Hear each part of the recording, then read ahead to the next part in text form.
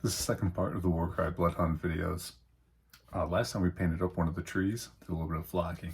Now, we're going to spend way too much time painting this little sweet vampire. But actually I spent so much time on it, I started to feel a little thirsty.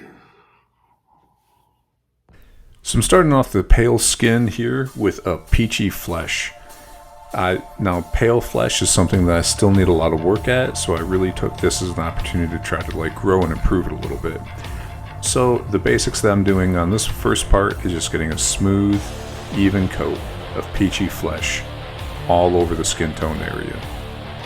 We're going to throw a little bit of shading into this, and then a little bit of highlighting, and really try to bring it up here at the end. And we're going to focus right now all on the face.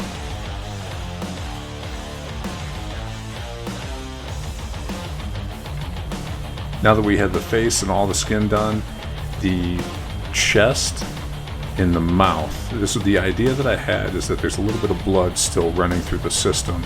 So coming from his mouth into his heart and his torso, and bleeding out a little bit to his extremities. So his shoulders, if he went down a little bit further, it would be a little bit into his hips and his legs. So I'm using that Caribou Crimson to show that little bit of a blood behind everything else. And now for the rest of the skin, I wanted like a dead, bruised purple. So here we have the Druchii Violet. Man, I hope I'm pronouncing that one right. And the rest of the skin is going to be with this. And this is going to blend in really well with that crimson. The only thing I wish I did different was a little bit more crimson in the arm, so you could see a little bit more transition in color the way that you can in the face.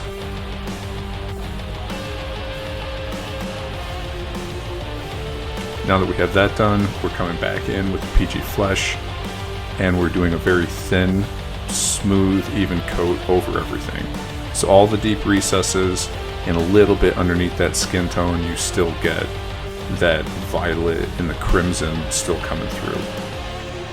And here we're going to shift over a little bit to the arm because it's just easier to get that in focus.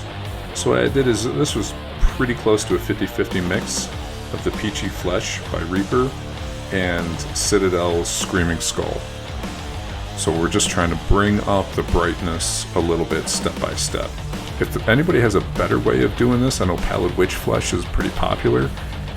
So if you have your preferred way of pale skin, bring it up, let me see it. I'd love to check it out. And here we're going with a little bit more Screaming Skull into it. We're getting really close to having just pure Screaming Skull at the end for the final highlights. So you see that there's still that deep recess where that violet and that crimson are coming through. For me, that was like a really standout part that I was really trying to achieve. And I'm pretty happy with how that one came about. Now I want to do an orange robe for his, kind of like an internal or under robe. So I started off with this Warlord purple, and it is really wet, really thinned out, really just trying to get the deep shadows in this. Purple is really great with reds and oranges as it throws in some shadow accents into it.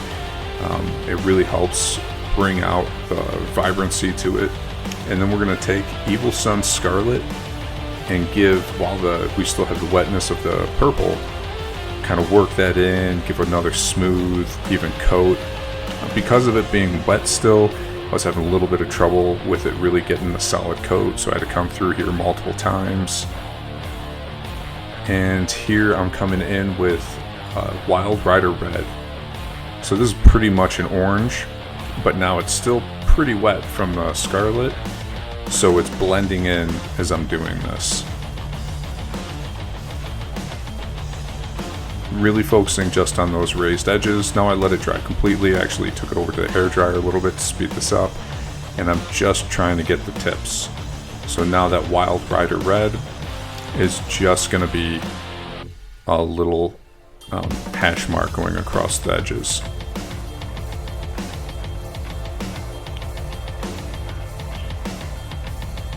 And finish it up with one more here.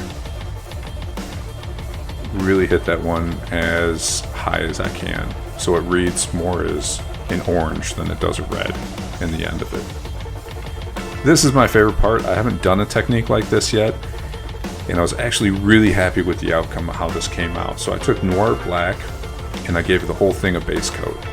And I took this uniform green, and I mixed it in heavy, like I did for some of the lashings on the bamboo from the terrain set. And I just gave this one an almost solid coat all over. So this turned it into a really nice, dark, but still rich green. So all of his cloth gets this over it, his outer cloth. Work on getting it smooth, being consistent, and get all coverage. So what I'm doing now is I'm more and more uniform green in this as we go, and I'm stippling in now.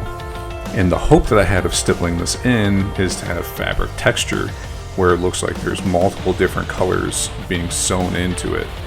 So when I was starting to look up samurai wardrobe or monk wardrobe, originally I had this idea of flowers being painted into it, and I've never done that. I was pretty nervous, but I kept seeing this, like, I think it's called like a modeling or molting. Basically it came down to like a stippling effect. So I tried to replicate that here. This is the first steps of it. So on this one I'm going pretty heavy. I'm doing it over the majority of it, but making sure that I'm going random, but hitting kind of the highlights a little bit heavier. And as we go, I'm just adding more and more uniform green. Here it's a little bit more uniform green again, and I'm focusing more on the higher points. And we're going to just keep on going up and up and up in this until we get to the final point where it's just pure uniform green. And by far across the whole mini, this is my favorite part. This one came out exactly the way I thought it would. Switching over to a much smaller brush because you really just want fine details now. Really making sure to focus the camera on my thumb and not the mini itself. That way it's pretty hard to see what I'm doing. That way nobody can tell as easy if I'm messing up. So as we move through it, we're pretty much done here at this point. We're just buttoning up and hitting the final highlights.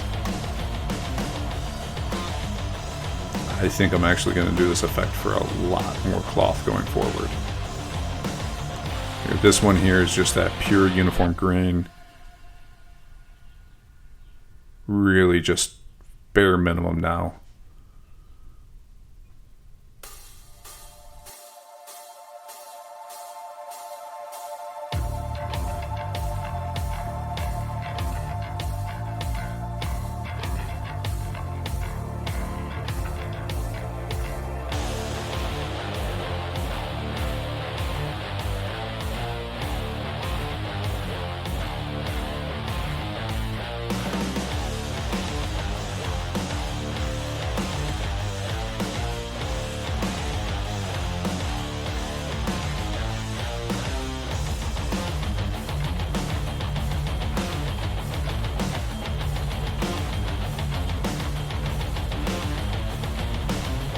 As we move through this, I am going to skip doing all the bone, I'm going to skip doing all the bamboo, as that was identical to the last project that I did, or the last video.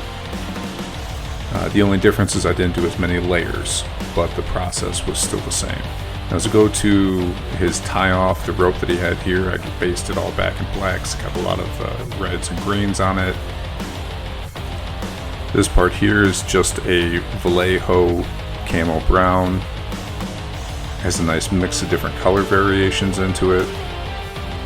And I'm not trying to hit every single ridge, but I'm just trying to hit just to kind of pattern it down. And now I took some oxide red, mixed it in a little bit with that, did a little bit stronger on the oxide red, and hit very few of them on the way down. Did it all the way on the belt, going all the way around. I really like how this one turned out too. I also did this on the lashing now on the bamboo. May it be a little bit different than the lashing on the bamboo for the terrain.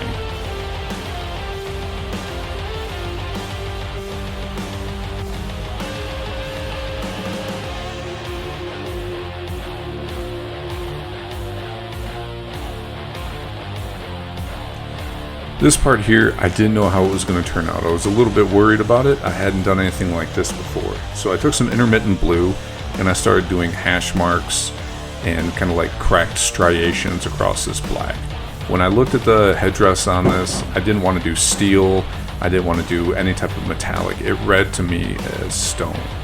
So I saw this technique that was similar to this that somebody had done on a bust with a leather jacket, and I'm sorry I don't remember the artist that was doing it, but I thought, oh, that might be some cool stone application of this one. They added some washes, some glazes, and kicked it up a couple of notches, and initially that was my intent here. But first I start off with the intermittent blue, try not to let it bleed out like it did right there, try to keep smooth, steady, thin lines, and then the next step is to do a lighter highlight over top and let it just read as like different layers of cracking going over it. And then we're going to move into the shoulder pads. I'll talk into this a little bit more in detail here in a minute, but the goal here was non-metallic metal. I've tried non-metallic metal a handful of times, and the basic premise that I was trying to go with here was a hashed out base coat with that intermittent blue, then take a bleached linen and throw in all those highlight spots, and then start blending it in using an administrative gray with those other colors to blend them in between. At this point, I want to stop the video and say I've tried doing non-metallic metals a handful of times, and each time it's just not turned out good. This is kind of the approach that I've taken at it, and I know I've got a long way to go and a lot of practice to do on it. But the last time I did it, when I did it on my Kato model, I thinned down a lot of the like blood red contrast paint and went over it, and I really liked the way that effect looked. It really shone through. It looked pretty cool. So I'm going to do similar on this one. I'm going to try some Turbo Dork over it, and on the blades I'm just going to take some Stormhouse Silver, or Grey Knight Steel, I mean. We'll see how it goes. And in the end, actually, I really liked how it turned out.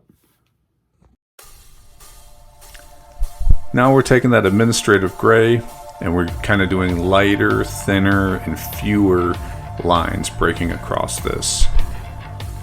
When I went and asked somebody that really wasn't involved in mini painting or had any passion into it, and I asked them what it read like to them, and they came out with a fossil, and I said, hey, I'm going to take that. I'm going to take that all day.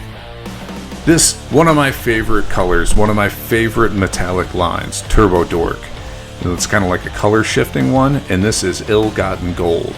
I use this on a lot of my Stormcast Eternals, just to really find that fine, like this is the showpiece.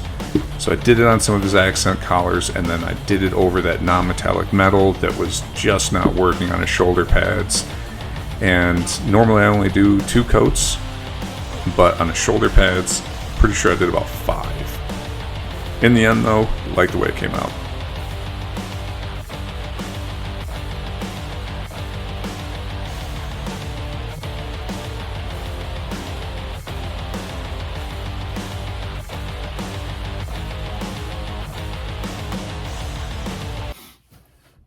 Before you shut the video off, thank you for making it this far. For the guys that did, please like, share, subscribe. It's all appreciated. It's only like my 5th video right now. I've got a handful more that I'm working on. So if you want, swing on over to Instagram, buchinanas_tabletop. And if you go over to the old Tiki Takis, go to buchinanas_nomio dilbo. Buchinanas.